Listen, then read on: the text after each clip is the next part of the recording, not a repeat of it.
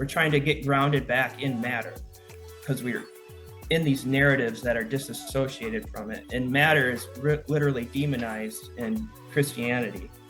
So then materialism, our attention turns to what was irrelevant in the shadow. Without realizing it, our transition to materialism was going into the mother for rebirth. We're trying to ground our abstract narratives in matter. And that's what science is doing, but it's struggling with the fact that we still have this baseline abstract bias where our narratives are incompatible with reality as it exists.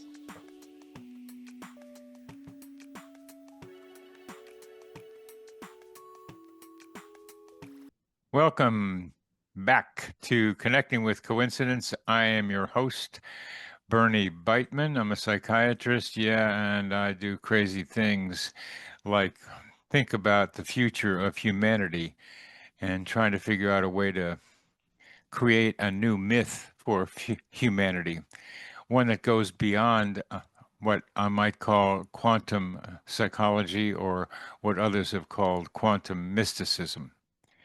This is an important function to create a new myth that's based on old myths, but still separate and new for humanity, because we're on a suicidal trajectory, as each of you very well know.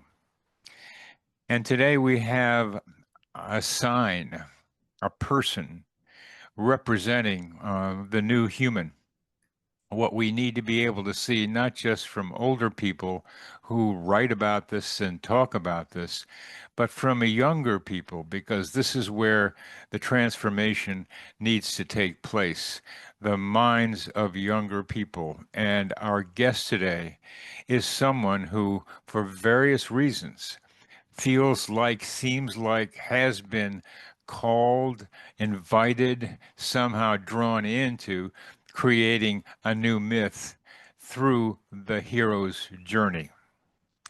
As I understand it from Ben Sheeler's writing, he is being used by reality as a vehicle for the expression of a hero's journey that has a discernible alignment with collective archetypes.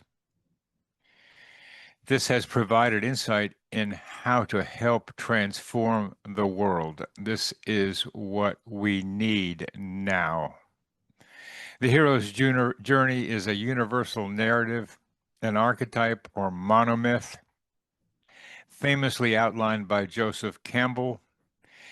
It involves usually 3 steps. Departure, the hero, often reluctant, is called to adventure. Second, initiation, the hero faces the road of trials, encountering allies, enemies, and tests. Finally is the return. The hero must return back to the ordinary world, often pursued as they cross and return across the threshold. They use their hard-earned wisdom to resurrect and heal their world, achieving mastery over both realms. And we have a person who experiences just what we are telling you. And you'll see from what Ben says, he says, I don't know how this happened. It just happened. It just happened. It just happened, and here he is. Yeah. And his synchronicities are of a form that I hope we will discuss today and with future other guests. Usually we have this happens, that happens, and they're parallel with each other, and a decision gets made, and you feel like you're on the right path. Well, there are a bunch of people out there for whom the synchronicities interweave. This one leads to that one refers back to one of the first ones, then that leads to a later one that you recognize from the first one, and it all becomes a 3-dimensional spiral that your person gets caught up in the middle of, and then says, what happened? How did I get here? What am I going to do with this? And this Ben is living synchronicities like that, and the hero's journal. journey. I want to call it journal. Tell you a little bit about Ben. Ben's research interests have been centered around an effort to uncover a significant insight into the nature of consciousness that could help address belief bias. We got a lot of those belief biases, Yeah. Ben. You're running right into them. Yeah, it's frustrating. It's the reality, right? During this time, he earned a degree in neuroscience from University of Michigan and went on to a PhD program in cognitive neuroscience at Florida International University. In his third year of graduate school, he had I love this, a profound yet stereotypical rebirth Yeah. experience. It's like profound, but then what else is new is kind of Yeah. like, it kind of like happens. Okay. It embodied a contemporary example of what is found in the hero mythologies and a clear connection to archetypes that extended back to childhood, thus providing the insight he was looking for. He's just finished two books, that's all. And probably writing another one. And they're available on the links that are provided with his bio. So Yeah. Sheeler, Ben Sheeler, Sheler. Ben Sheeler, we'll get that one out there a couple times. Ben, welcome to Connecting with Coincidence. Yeah, thanks for that introduction. It's been a long journey to get to this point, but I'm ready to start sharing what I've learned. Yeah, for our audience to know, this is your first podcast. Yeah, And that's what we call far out and groovy, or at least we yeah, used to call. yeah, So we're initiating the initiator yeah. in this process. I got to thank Rob for that too, for hooking me up with you for this. Yes, and we thank Rob too. Say his full name Rob Sacco, Robert Sacco. and say a little bit about Rob and you and him. Robert Sacco, he's interested in synchronicities, and that's why I reached out with him. And he studies it in relation to like phi and fractals and Fibonacci sequence, and he tries to map synchronicities to patterns of the Fibonacci sequence. Yep, yep. I've known him for a couple of years now. We've done a couple of papers together, and he has produced you for our podcast. So I thank you, Yeah. Rob, for that. So let's see. I'd like our audience to hear what these complex synchronicities are like, because this is not this. These I described them earlier. Tell us about yours, and I'll call it the mailman story. Yeah. So to understand the synchronicities, you really got to understand the whole cyclical story. So in childhood, I had this memory. Well, it was a memory. I wanted to be a mailman, but I also had this neurotic fear of language, and I didn't even think I would be able to read or write well enough to even ever become a mailman and deliver messages. So this later, at the rebirth, I would learn that this had a connection to the collective situation where language is an obstacle. We exist in a language bubble effectively. So then this evolved as I grew up. I developed an interest in consciousness and belief bias.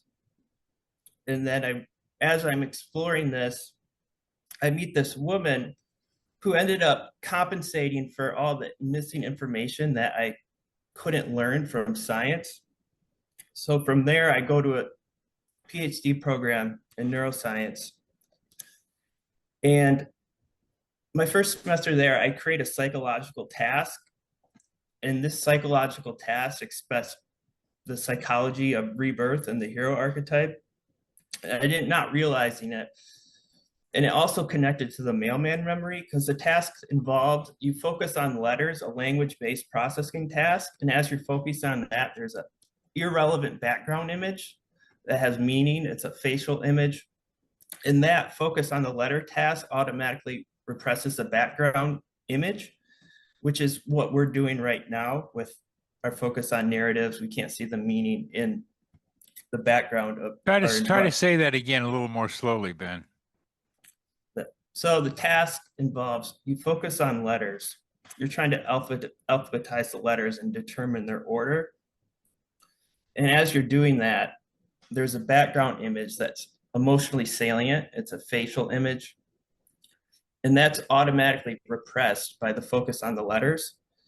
And then you move, that's the prime task. Then you move to the probe task. And now the face image becomes relevant, but you have to overcome a carryover inhibition from the focus on the letters when the image was irrelevant in the prime. Are the words, are the letters somehow related to the words so that the words bring up the image in some way? There's four letters, and you have to determine that the alphabetical order of them. In the of this, there's a circled letter, and then you determine if it's first or third or second or fourth alphabetically. And the point of that is that it's cognitively demanding. It requires your full focus to perform the task in the allotted time. And the idea with that is you just want to get them fully engaged in processing the letters while the emotional image in the background is irrelevant. All right. All right. And what's the point of this to your journey? Well, I didn't know it at the time, but it mirrors the mailman memory. Like, language represses what I was trying to uncover. Language represses image. Yes, language represses image, meaning, and all of our narratives of our current day are linear biased. So Yes.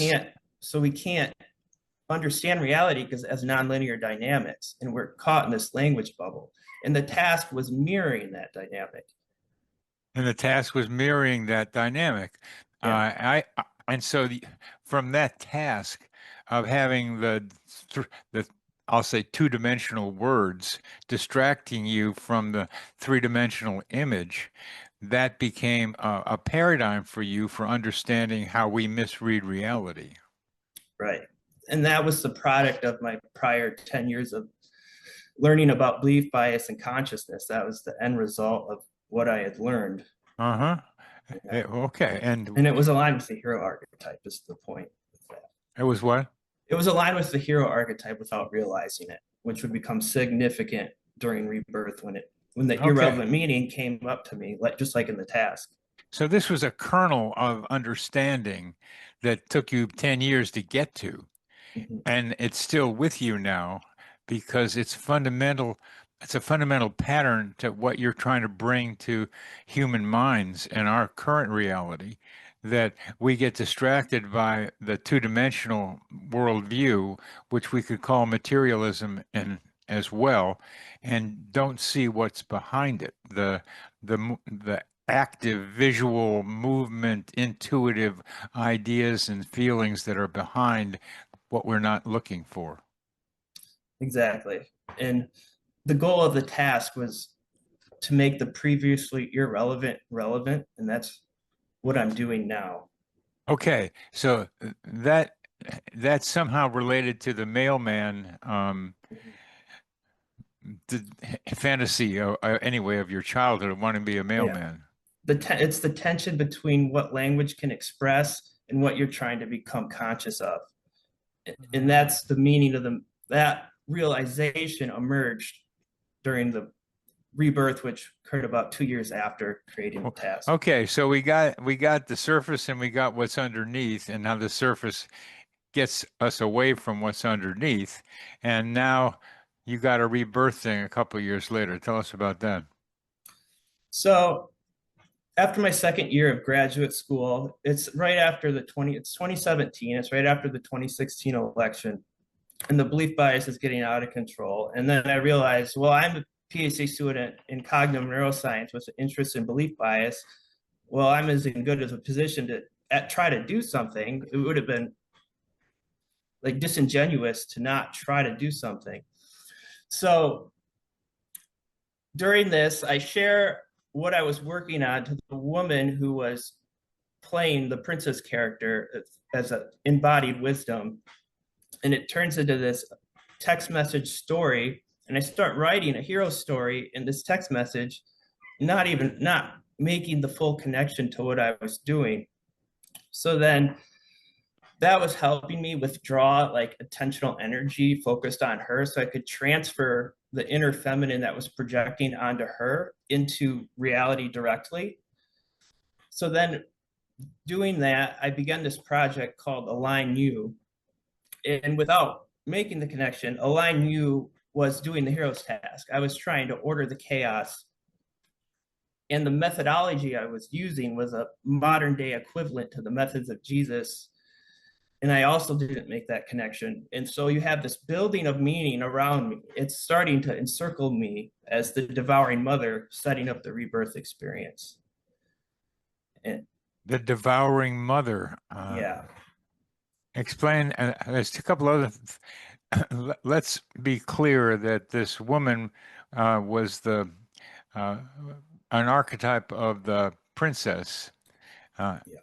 She's just as aligned with her character as I am with my character. It's Okay. even more profound, really. So she's profoundly aligned with the princess archetype. Oh, I just had to pause for the screen a second. Pardon me? My screen just went I can see you. blank. All right, I had an internet connection issue for a second there. It's good now.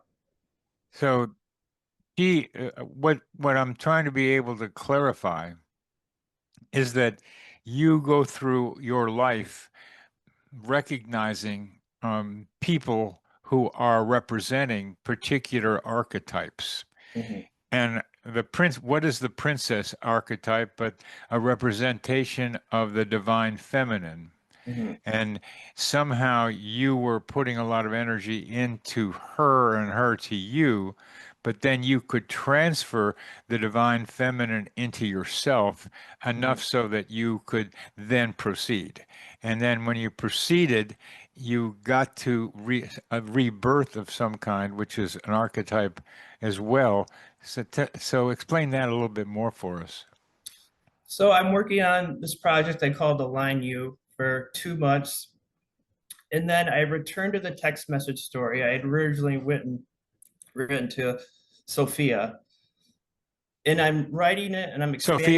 Sophia was the princess? Yeah, I'm calling her just by the traditional name. Okay.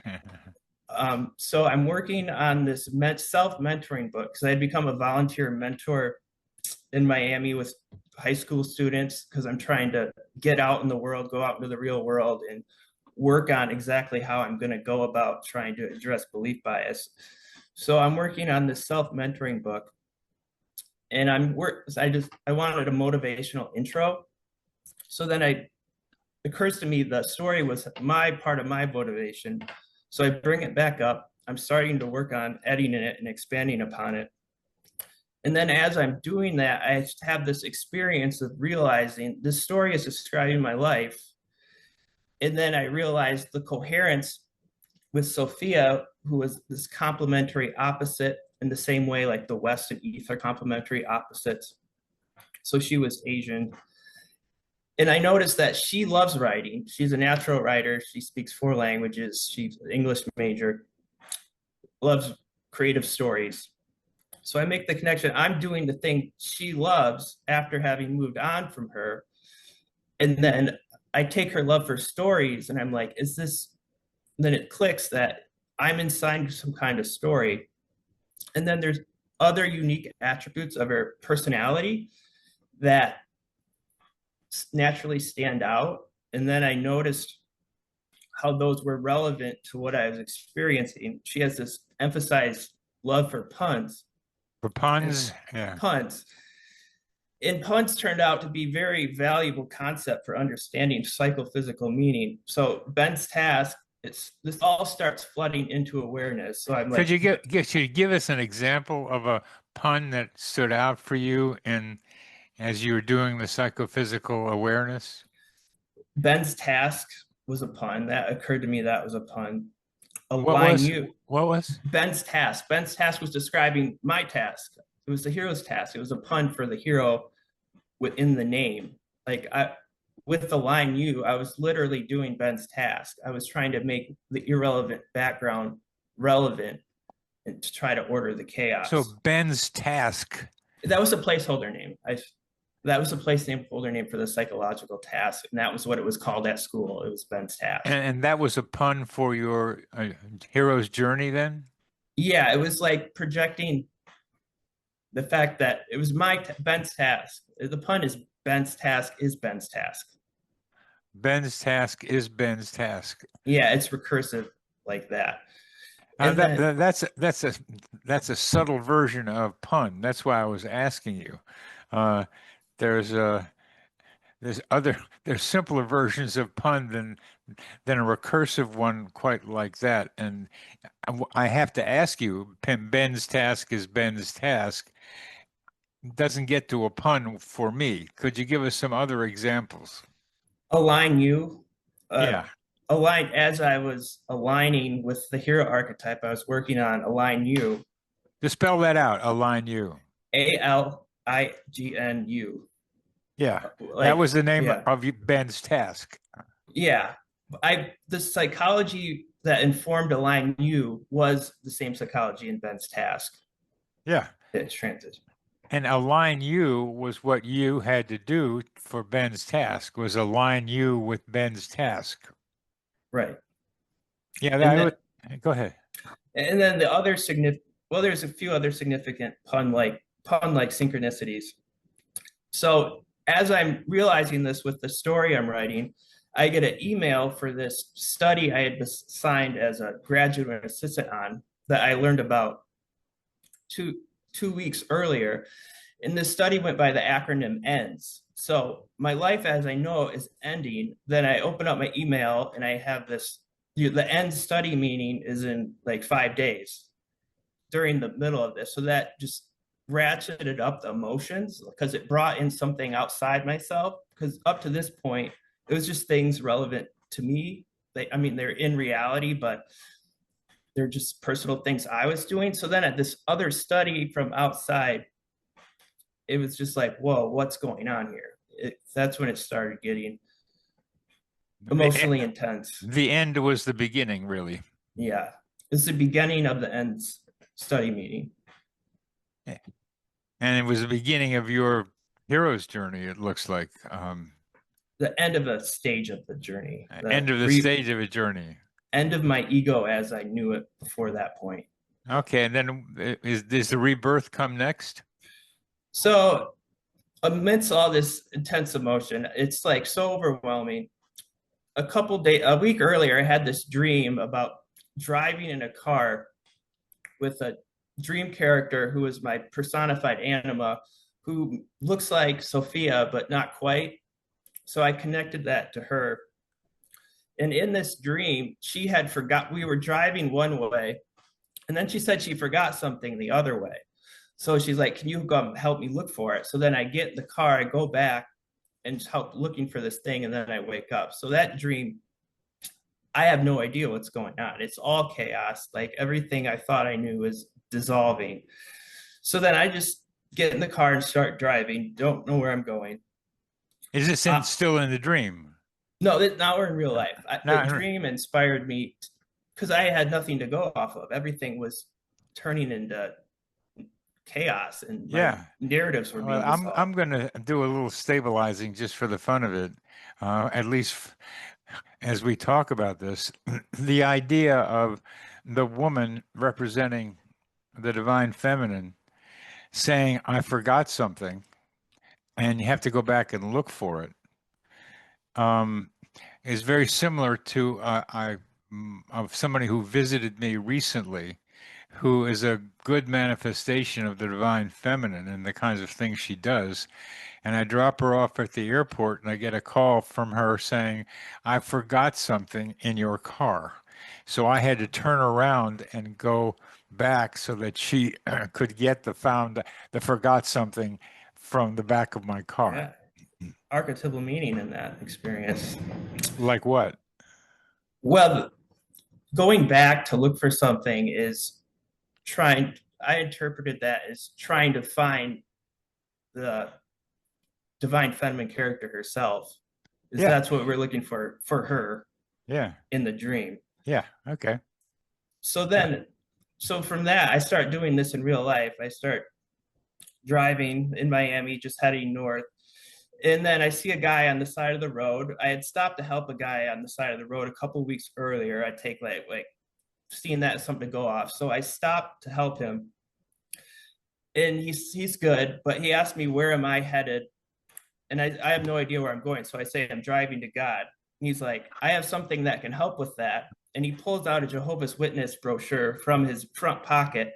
So this random person was a Jehovah's Witness, and the meaning is witness of Jesus, and he was witnessing the expression of the hero archetype as he's handing me the Jehovah's Witness brochure. How is he a representative of the hero's archetype? Jehovah's Witness. Oh, Jehovah, Jesus, you're referring to there. Jesus, yes, Yeah. it's you could call it like witness of Jesus, and he was A witness witnessing. of Jesus. Yeah. So here he's giving you a mirror for your what you're about or are the journey that you are on. Yeah, and it's pun like. It's got That's well, I mean, I like your use of puns. They're not the usual way of thinking about them. yeah They're because coincidences are puns, a lot of them, yeah and that's you're looking. I'm looking for God. Well, yeah, here he is, right here. So yeah you got it. That's you can call that a pun.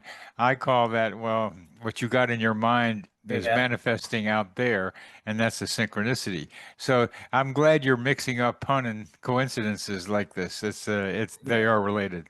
I just consider puns as double-sided meaning, just kind of a general term. Yeah. Okay. That's we got Yeah. to get as usual. We have to get our terms straight. All right. So you got so you got the witness of Jesus in your car, and then what?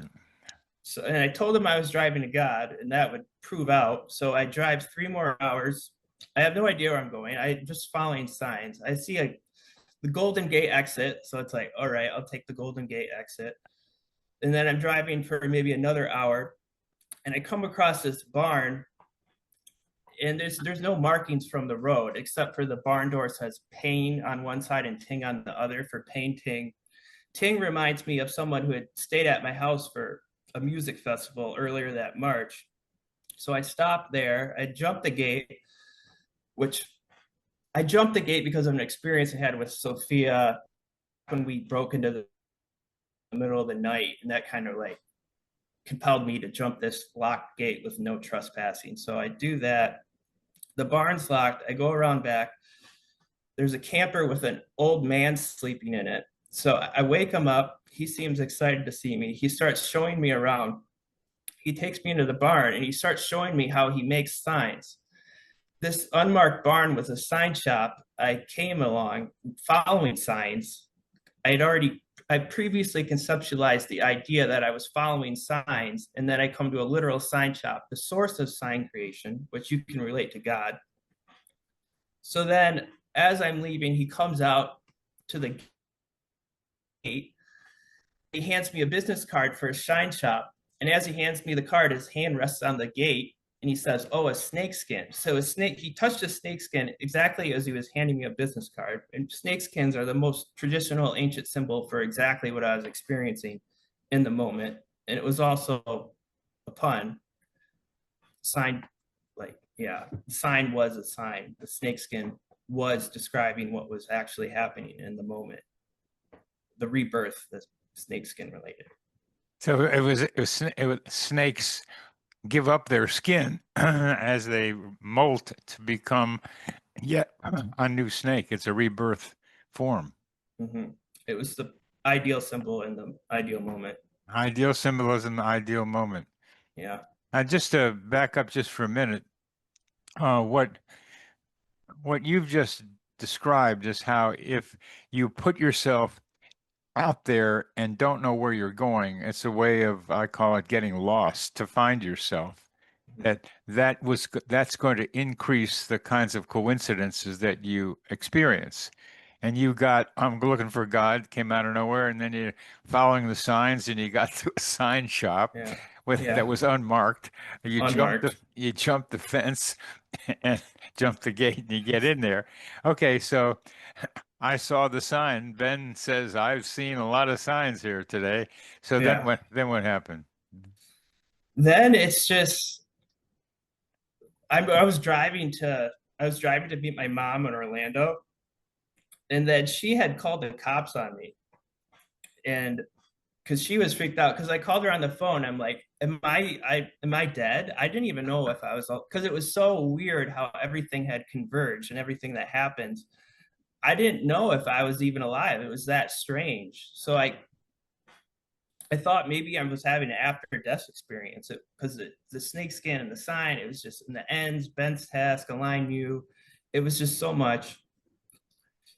So then she called the cops on me. I'm just stopped on the side of the road. The cop comes up behind me, and I have an Adderall in my backpack. So I actually get arrested, and I'm in jail for a night. And in jail, there's this sugar packet on the ground, and it says Ben Food. It's Ben's Foods brand, and my name's Ben.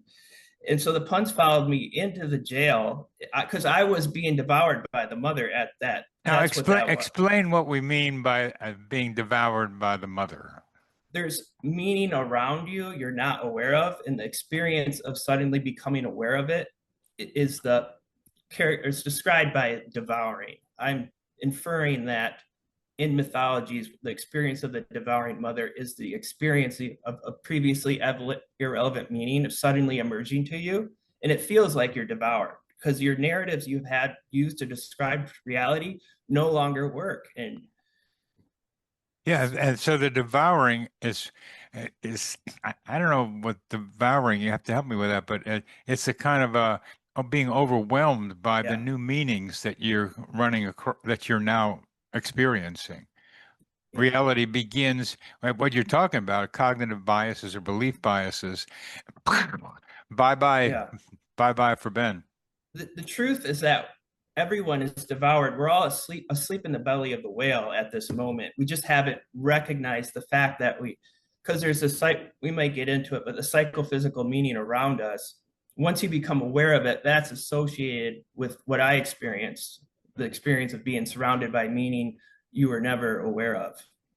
And it's because it's so immediate, so intense, and so Yeah. right now, it feels like you're being devoured, like the Yeah. old you is being eaten up. I'm Mhm. thinking I'm getting there, and Yeah. the new you is emerging. For me, these coincidences are all over the place, but I'm used to them. And Yeah. there's meaning around, and I just interviewed somebody Right. yesterday, says all around her, and she sees them. But for you, naive, young, trying to be a materialistic scientist, knowing there's something else out there, this this trip with I'm looking for God and looking by signs, and all the things that happened around it were so sudden that for Mhm. some people it becomes a psychotic episode. Yeah. It was just overwhelming. But well, it was overwhelming and crazy. I could always see the coherence Good, underline what I was good. experiencing because Ben's task described everything. The nature of what I was seeing and how I was seeing it was already described in Ben's task. And I could see the story order. I was getting glimpses of how my life was connected to the broader order. And So that's what's so important in all yeah, this, yes, that this rebirth of Ben Sheeler is I am somehow representing the hero's journey for humanity.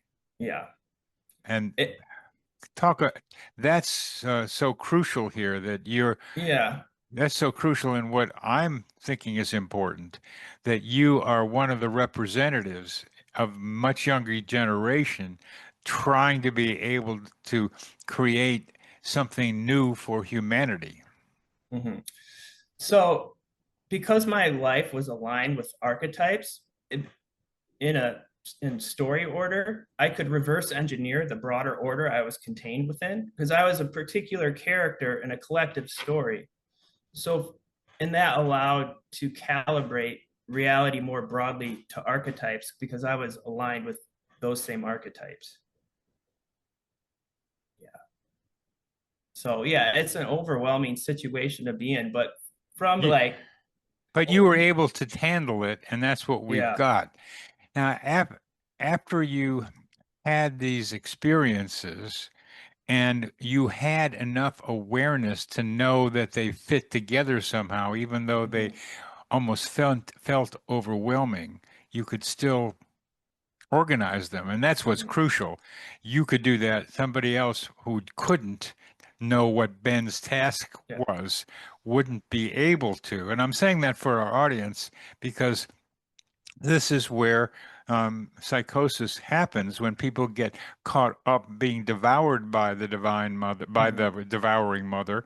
And divine devouring, boy, that's another play on things, isn't it?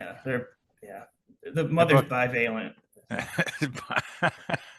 devouring and nurturing. It's the polarities of everything around here Yeah. that the archetypes have as well. So you you've somehow, and maybe I'm skipping ahead, uh, begin to wonder, is the hero's mythology a form of global coincidence? Yeah. So to understand how, I have to go back to how we got to materialism. So if we start from the hypothesis that materialism is a non-random paradigm, we can go back through history and begin tracking this one-sided masculine progression where materialism, it's the natural dead end to one-sided masculine progression. Like, we've aligned with linear language, and language evolved to express linear reductionist concepts.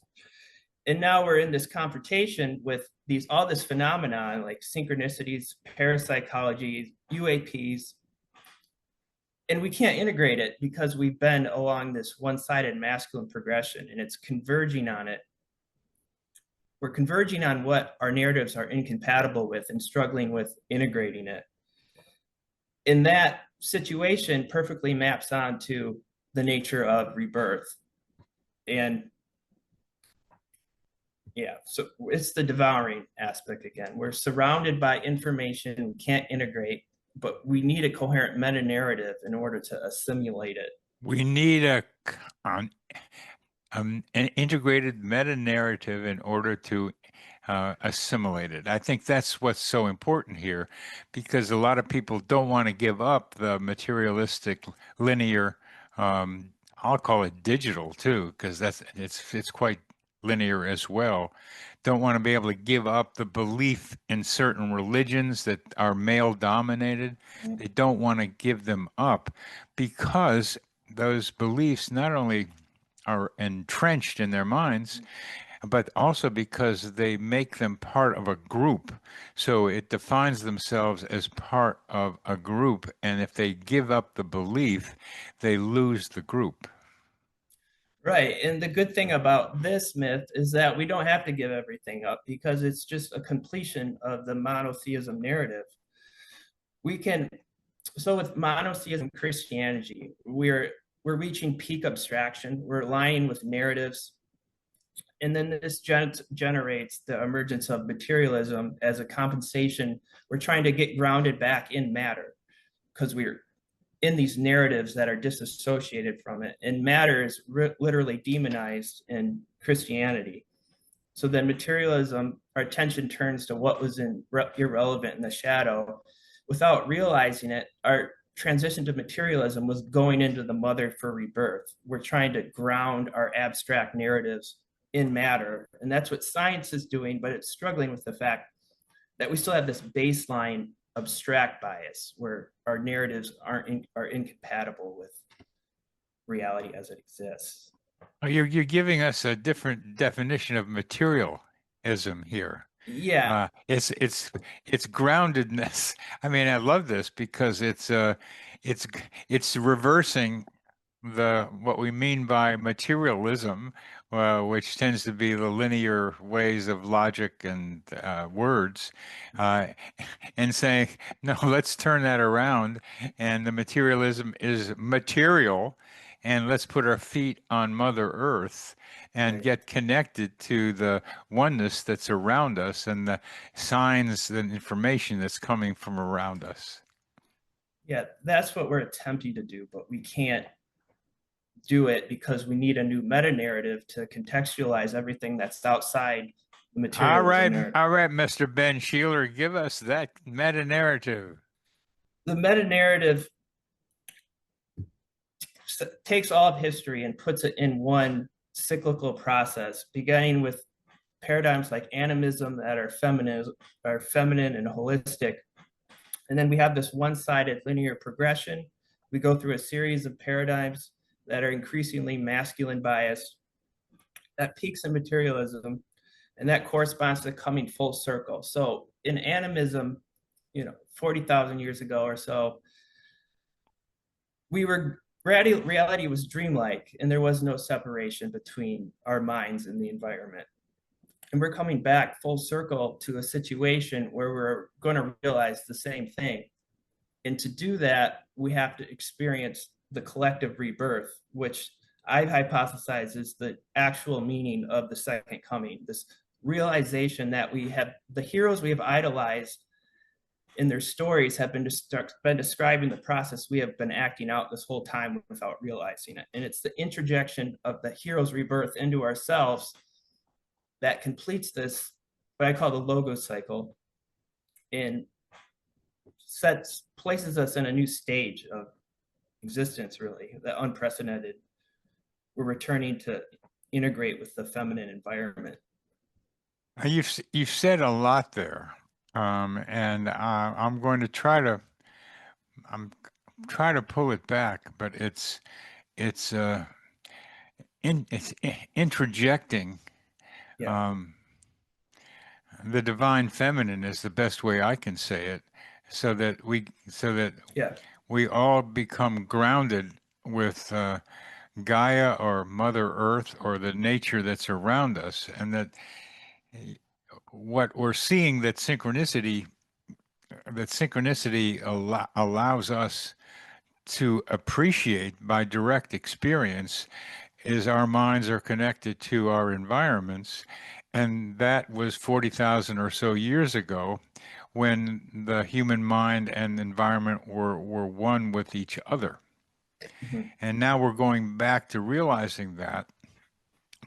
But I think there's also whatever we call the progress, the changes that have happened with the Renaissance being a major influence on all of this, at least as I see it, that by making the human being God, because the Renaissance took the idea that we inherit the earth from Genesis to saying, okay, then I am the one who is God, so I can do whatever I want.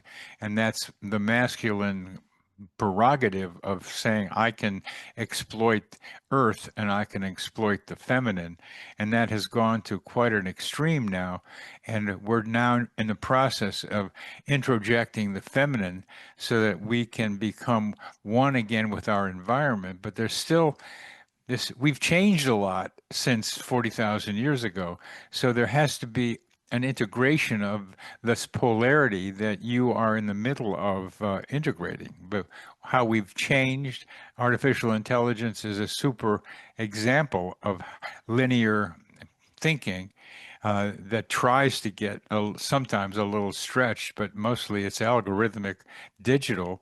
And you're talking about the integration of self with environment, but we've got all this other environment around that we didn't have 40,000 years ago.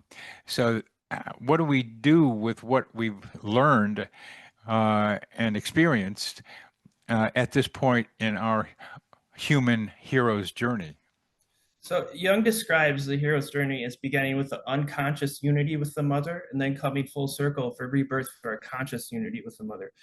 So we have to take science and apply it to the reality that science currently excludes. So tell us more about that. It's very important, I think. Applying science to the reality that it has excluded.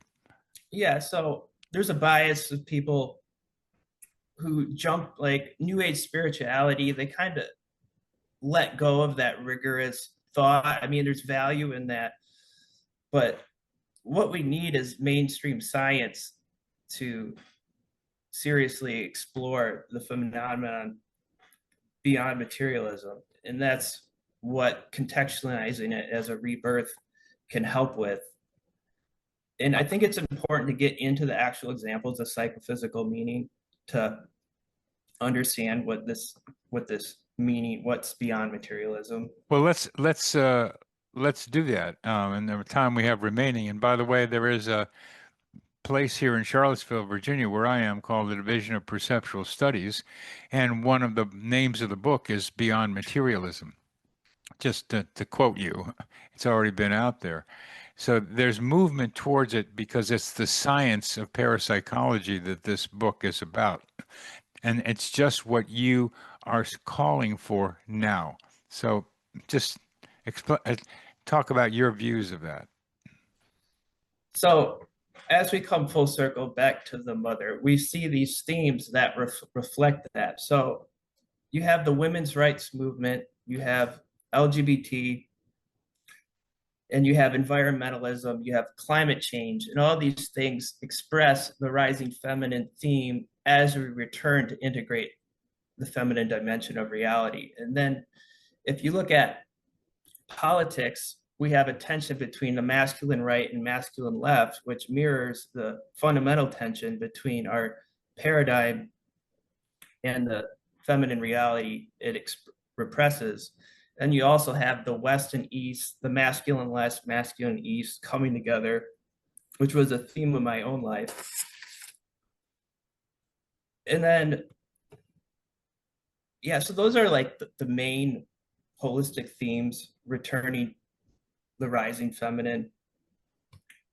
And there's a lot of other examples that require some more context to explain. But there's also the potential that you have the world brain. The hemispheric specialization of the brain mirrors the hemispheric specialization of the two Eastern and Western philosophies, which is potentially non-random because the world also looks like a brain. And yeah, so that would be a part of recognizing that we exist inside a a dreamlike story structured environment. And the sudden awareness of that from the perspective of someone who's aligned with materialism, that would be the devouring experience of realizing there's all this meaning around you that you weren't aware of. How does science fit into this now? I would see science it would start with just a mainstream acknowledgement that we've been caught in this self-reinforcing dogma, this that we're trapped within, and just dealing with the situation and recognizing that we have to change the paradigm and the collective rebirth.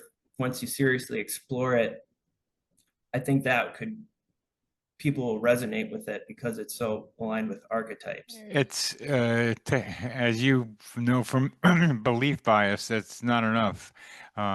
There's got to be some more to it. However, what do you make out of the idea that a newspaper, a psychiatric newspaper called Psychiatric Times, published good data saying how spirituality is good for people? There's a lot of numbers for that. They're going to have another part 2 where they're going to talk about near-death experiences and reincarnation, as well as other parapsychological things. This is in a mainstream psychiatric newspaper that goes to at least 50,000 psychiatrists and psychiatric and nurse practitioners. How does that affect you to know that? I see that as like we're trying to connect with reality and we're like chipping away at the edges, but we can't see the holistic order around it. And that's what I'm trying to bring to awareness. And I think we can galvanize like a grassroots efforts with the connection to the second coming, because it does have that connection. And it's uncomfortable for me, but just galvanizing around the fact that we have a story that expresses a modern iteration of the hero performing the same function. And the information from that story, I think, can provide people who explore these topics a lot of insight because of the coherence throughout it. And you see yourself as as a representation of humanity's hero's journey. Yeah, I lived a microcosm of the collective logos cycle that was perfectly aligned with the hero archetype from childhood to rebirth. And right now I'm still within it. I'm trying to connect back to society with the boon one while I was in the unknown and battling the monsters there and ordering the chaos. And yeah, And one of the ways I hear you ordering the chaos, hey chaos, I'm ordering you, just to play yeah, with your puns, uh, is to be able to say that there are many more Ben Sheelers out there mhm, who are going through heroes' journeys and trying to find, and I'm saying you have not found the myth yet, for me anyway, to understand it. I can see you're saying we're chipping away at the sides with science, as you were asking for, and I try to give you a little data that science is chipping away at it. The primary way to chip away at it is not chip away at it, but have people have experiences of the oneness that we're surrounded by and all the stuff that's happening around us, that we are living in a kind of, you call it a dream. I call it a movie because I just like the movie idea, and it's dreams are a little more abstract and not as not as clear as movies sometimes can appear to be, and that we're all characters in this movie, and we each have some part to contribute to making this movie come out with a better ending than the one that we look like we're doing now. So I'm trying to help develop a new movie that is something like what you're talking about. But I'm just trying to understand yeah. your movie and how it's moving along.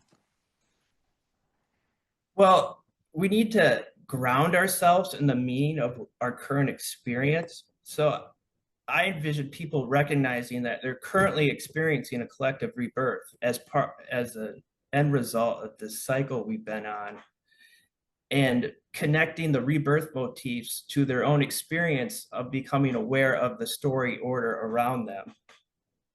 And in doing that, you have to recalibrate your linear narratives to accommodate the meaning that you were excluding. And And that's what meaning do they find when they recalibrate? that they've been in an unconscious state. They've been asleep. We've all been asleep in the belly of the whale. The hero archetype is creating this collective rebirth. It's cutting us out. And yeah, just connecting to the meaning of what we're currently experiencing as a collective rebirth. It seems to me, listening to you, you have more work to do. Um, and I Yeah, think you're ready to do it. And for me, what I hear is you're on a precipice of of being rebirthed and like peeking out of the womb and looking around. That's where you seem to be, if I read you correctly. yeah, I don't have much experience like talking about it with people yet. I've been writing about it. So this is a new experience of like how to convey the points concisely and clearly. Yeah, it's a trick. I agree with you. And Yeah. you and you write voluminously, and Yeah. it's hard to make sense out of a lot of it just because there's so much words there. Just what you are saying we got to get away from. You put a lot of them out there, which and Yeah.